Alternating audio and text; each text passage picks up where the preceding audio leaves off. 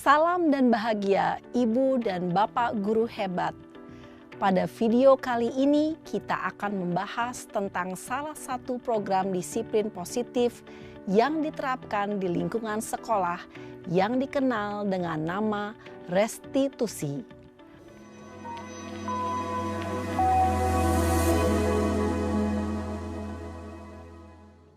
Restitusi dikembangkan oleh pakar pendidikan Diane Gosson, berlandaskan pada teori kontrol Dr. William Glasser.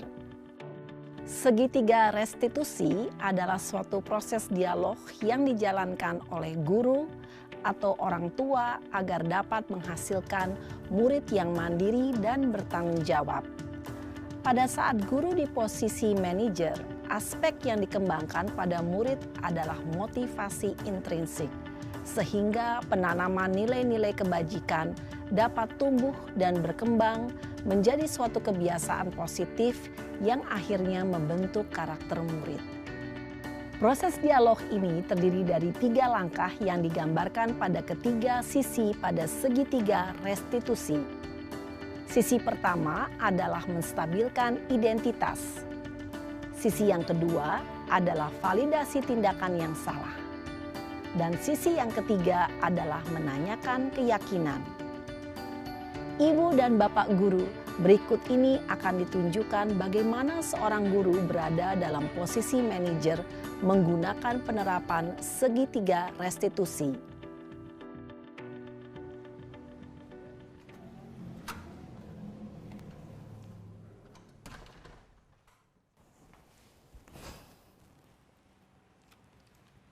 Siang, Sarah.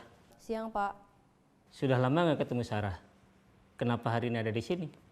Kesel, Pak. Kesel banget. Masa aku dikatain tukang fitnah, Pak? Ya aku marah lah. Aku balik ngatain Eka di depan kelas. Kesel banget. Oh, begitu. Ya pasti kamu marah dan kesal. Bapak juga akan marah apabila ada yang menuduh Bapak seperti itu.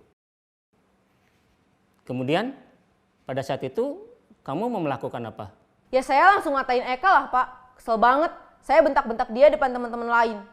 Oh, begitu. Pasti kamu melakukan seperti itu karena suatu alasan tertentu, bukan? Iyalah, masa saya diam saja, Pak? Ya saya bela diri lah. Masa saya dituduh tukang fitnah? Ya wajarlah. Mempertahankan harga diri itu sesuatu yang penting buat kamu. Untung kamu tidak bertindak lebih gegabah lagi. Hanya membentak-bentak. Iya, Pak. Untung saya masih bersabar dan hanya membentak saja. Sudah gemes padahal, saya pasti bela diri lah. Ya pasti ya, tapi kamu memilih untuk tetap bertahan dan bersabar. Kamu memilih untuk tidak berbuat lebih parah lagi, bukan? Iya. Nah, sekarang coba kita lihat lagi. Tindakan kamu yang bentak-bentak Eka di kelas. Tindakan kamu itu kira-kira sesuai dengan keyakinan kelas atau prinsip kamu tidak? Enggak lah, Pak. Capek, Pak, jadi pemarah. Jadi keyakinan atau prinsip mana yang kurang sesuai dengan keinginan kamu? Ya, saya sebenarnya sangat menghargai orang lain. Mungkin saat itu saya menjadi emosi, jadi tidak menunjukkan sikap itu. Kamu meyakini tidak? Menghargai orang lain itu penting buat kamu? Yakinlah, Pak. Iya, setuju. Kita harus saling menghargai. Namun, ada juga keyakinan yang kita sepakati yang perlu kita jalankan apabila kita sedang marah, bukan? Ya saya bisa lebih proaktif, mulai dengan diri sendiri. Saya bisa jadi lebih bersabar, mengambil waktu jeda untuk berpikir mau apa selanjutnya. Kira-kira kamu bersedia memperbaiki masalah ini tidak? Bersedia, Pak. Kalau kamu memperbaiki masalah ini, kamu akan menjadi orang seperti apa? Saya akan menjadi orang yang bertanggung jawab kali ya, Pak. Dan senantiasa proaktif. Iya, menurut kamu bagaimana rasanya menjadi orang seperti itu? Ya nyaman lah, bangga bisa bersabar dan menahan diri. Baiklah kalau begitu. Yuk kita pikirkan bagaimana memperbaiki masalah ini.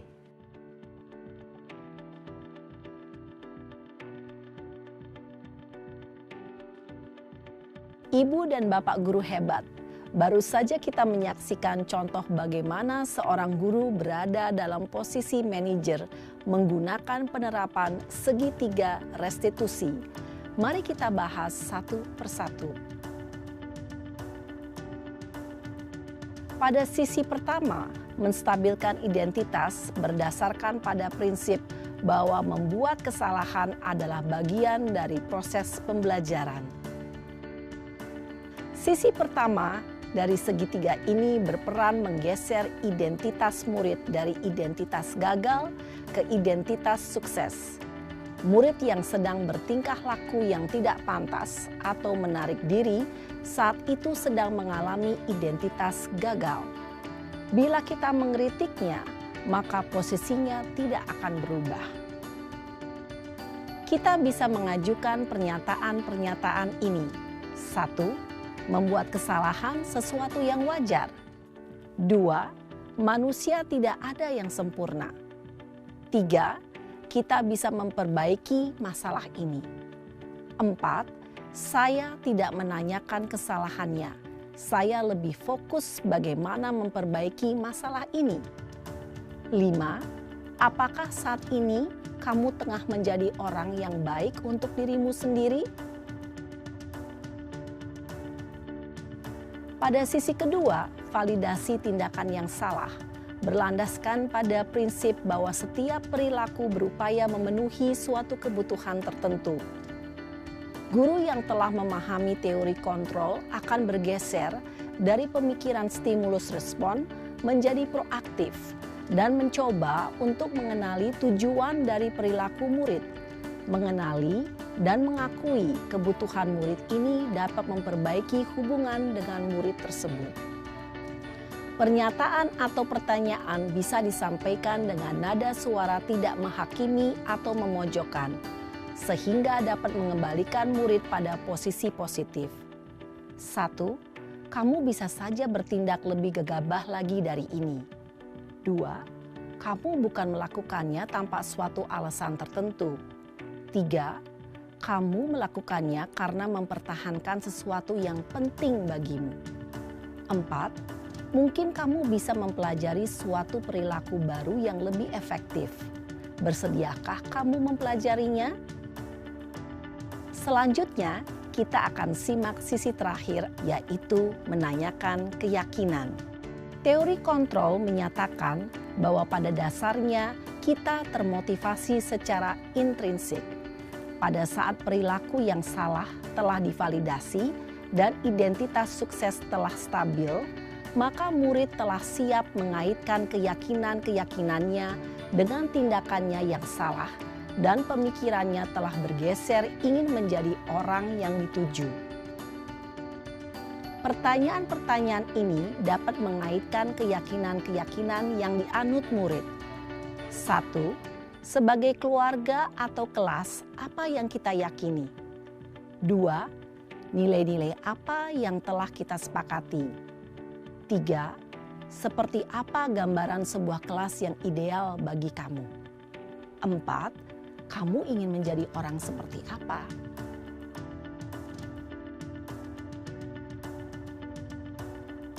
Dalam menerapkan segitiga restitusi, perlu diperhatikan beberapa hal, yaitu 1. Perilaku yang salah perlu dikaitkan dengan nilai-nilai atau keyakinan-keyakinan yang telah disepakati atau dituju.